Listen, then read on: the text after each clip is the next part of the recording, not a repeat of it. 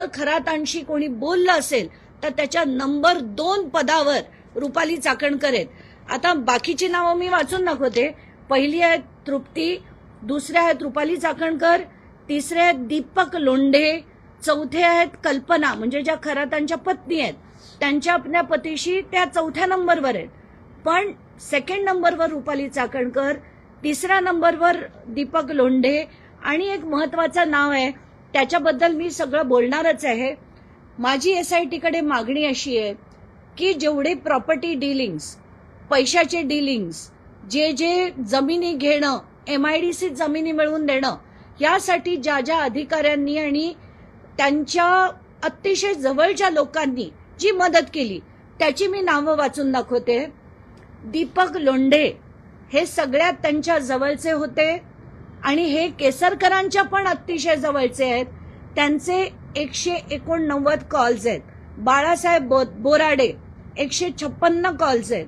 नंदकिशोर काटोरे हे खरं डॉक्टर आहेत, यांचा रोल मला पूर्णपणे आता बोलता येत नाहीये पण अतिशय विचित्र असा रोल आहे त्यांचा.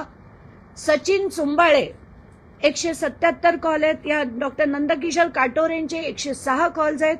मंगेश नवाळे 110 कॉल्स आहेत. राहुल देशमुख त्यांनी याचे OUL वगैरे ते न्यूमरोलॉजी आणि याच्यात सगळ्यात बदललं जातं, नाव लिहिण्याची पद्धत सुद्धा बदलली जाते, अंक काही गणित प्रमाणे ते केलं जातं. असो, अविनाश पोटे जे सिन्नर MIDC मध्ये ऑफिसर आहेत, त्या MIDCच्या जमिनींचा रोल कमलाकर पोटे आणि अविनाश पोटे यांचा एक्झामिन करण्यात यावा. महेंद्र शेळके पाटील यांचा देखील त्याच्यातला रोल हा इन्व्हेस्टिगेट झाला पाहिजे.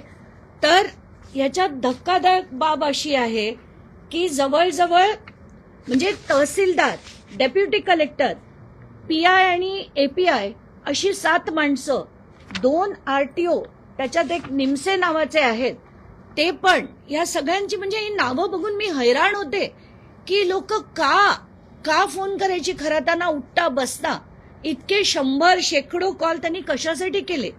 आता रुपाली चाकणकर म्हणाल्या की माझा काहीच त्याच्यात हात नव्हता, मी काहीच चुकीचं केलं नाहीये. मग रुपाली ताई, हे जे झालंय की तुम्ही 5 तारखेला आयोगाकडनं जी नोटीस पाठवली होती आणि त्याच्यात तातडीने म्हणजे 9 तारखेला तुम्ही त्याचं जे हिअरिंग घेतलं, इतकी काय घाई झाली होती खरातांची प्रकरणं संपवण्याची, तुम्हाला याची चौकशी झाली पाहिजे. आणि म्हणून आपल्या रुपाली चाकणकरांना SIT